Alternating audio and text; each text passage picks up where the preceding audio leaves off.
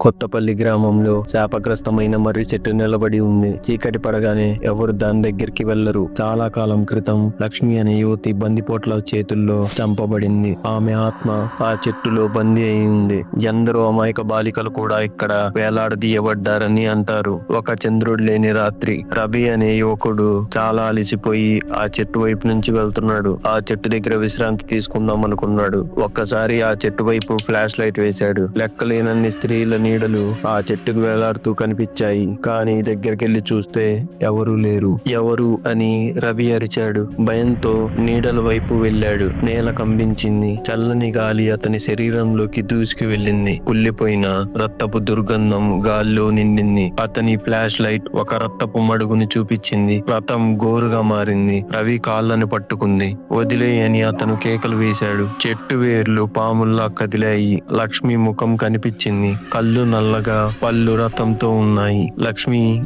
గట్టిగా నా రథం నీ రక్తం అని అరుస్తుంది. రవి నోటి నుండి రక్తం కారింది. వేర్లు అతని ఛాతీని చీల్చాయి. ఫ్లాష్ లైట్ నేలపై పడింది. రక్తంతో తడిసిన చెట్టు మాత్రమే అక్కడ నించొని ఉంది. అక్కడ రవి కేకలు ప్రతిధ్వనిచ్చాయి. కొత్తపల్లి మర్రి చెట్టు ఇప్పటికీ ఎదురు చూస్తుంది.